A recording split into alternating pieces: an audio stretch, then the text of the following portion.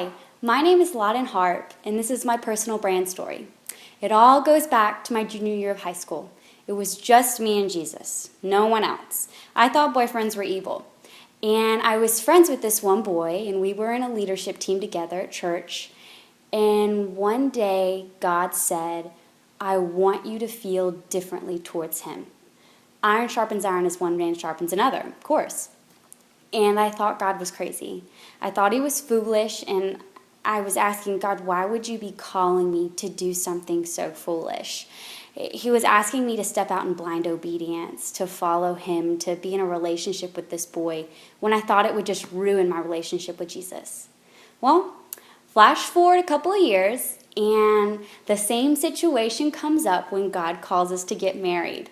His name's Dakota, and one day the Lord very clearly told Dakota and I that he wanted us to get married a year from then.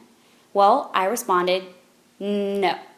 I said, God, why would you call me to do such a foolish thing? I haven't graduated college yet. My boyfriend at the time hadn't graduated college yet. We didn't have stable jobs. And he was calling us to get married, to pay our own bills, to have our jobs, to support ourselves. And I was like, no, God, this is crazy. Why would you call me to do something so foolish? But I was wrong. The Lord showed me that when I stepped out in blind obedience to follow him, that he was more than faithful. And it happened again. But I still didn't trust him. Then the Lord called me to get my master's. I said, God, only people that want to climb the corporate ladder and be in management and have their name known all over the company get their master's. Normal people like me that just want to do ministry don't get their master's. And then God very gently led me to Exodus to read about Moses. You see, Moses was placed in a basket, picked up, and he grew up in Pharaoh's mansion. He grew up being educated. And because it was God's will for him to lead the Israelites into the promised land.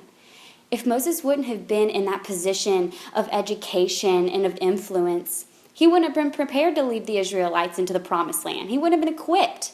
God used that education to prepare him for the will he had for him. And Paul, who was called into the ministry to preach about Jesus, had to spend a while in the desert with the Holy Spirit to learn, to be taught, to be prepared. And so God showed me that I needed to get my master's to be taught and to be prepared for his will.